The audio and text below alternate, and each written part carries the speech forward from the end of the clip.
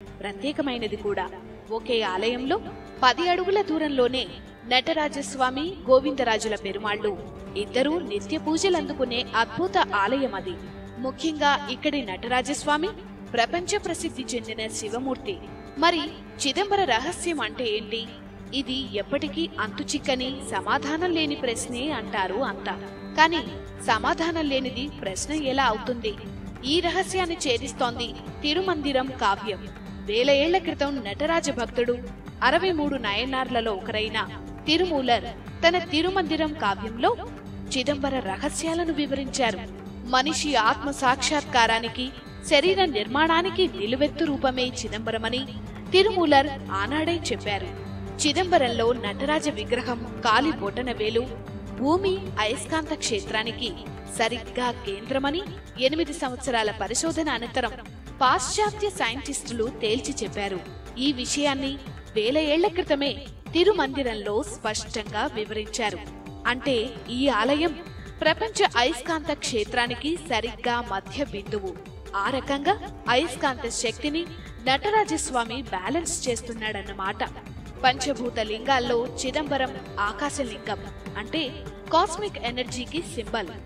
కాళహస్తి వాయులింగం, కంచిలోని ఏకాంబరేశ్వరుడు పృథ్వీలింగం, అంటే భూమికి సూచిక.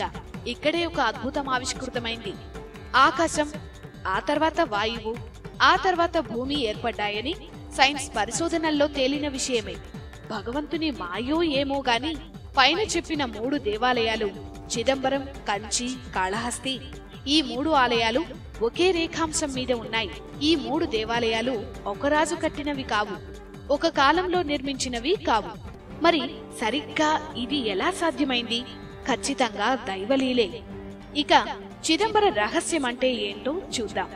ఈ అనంత విశ్వం నుంచి పుట్టిన మనిషి జీవాత్మే చిదంబర రహస్యం. ఈ ఆలయానికి 9 ప్రవేశ ద్వారాలు ఉన్నాయి.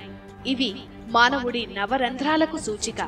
చిదంబరం దేవాలయం పైకప్పుని 21,600 బంగారు రేకులతో తాపడం చేశారు.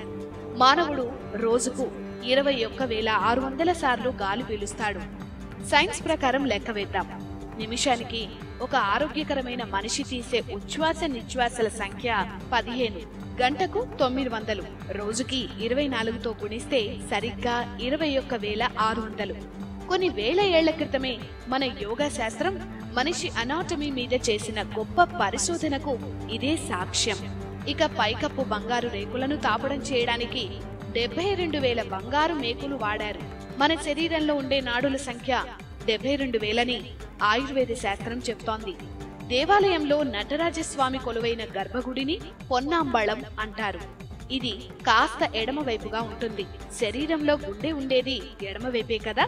పొన్నాంబళానికి అటు ఇటు కనక సభ, చిత్ సభలు ఉంటాయి.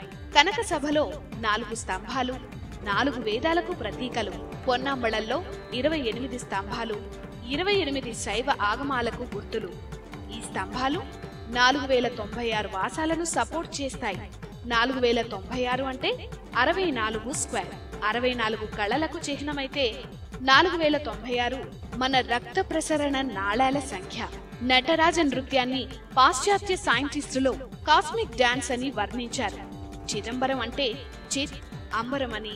అంబరం అంటే ఆకాశం, చిత్ అంటే జ్ఞానం, అంటే ఆకాశ శాస్త్రం. దీన్నే ఇంగ్లీష్ లో కాస్మిక్ థియరీ అంటున్నాం. ఆ శాస్త్రం పేరు మీదే దేవుడున్నాడు చిదంబరంలో. పాజిటివ్, నెగటివ్ అయస్కాంత క్షేత్రాలు కలిసినప్పుడు ఏర్పడే అయస్కాంత రేఖలు లేదా మ్యాగ్నెటిక్ ఫోర్స్ రూపం చిదంబరంలో నటరాజ తాండవ రూపాన్ని పోలి ఉంటుందని ఎందరో పరిశోధకులు ఆర్టికల్స్ రాశారు. అయస్కాంత క్షేత్రాలు సవ్యంగా పనిచేస్తేనే విశ్వం నిలిచి ఉంటుంది. అందుకే నటరాజ తాండవాన్ని ఆనంద తాండవం అంటారు. నటరాజస్వామికి కుడివైపున మిస్టీరియస్ గా కనిపించే చిదంబర రహస్య అరలో కూడా ఈ అయస్కాంత క్షేత్ర శక్తి నిరాకారంగా ఉంటుందని అంటారు. నిరాకార, నిర్గుణ ఆత్మ సాక్షాత్కార స్వరూపమే నటరాజస్వామి అని చెప్పడం చిదంబరం అసలు రహస్యం. ముఖ్యంగా మానవుడి జీవాత్మ అద్భుత నిర్మాణమే చిదంబర రహస్యం.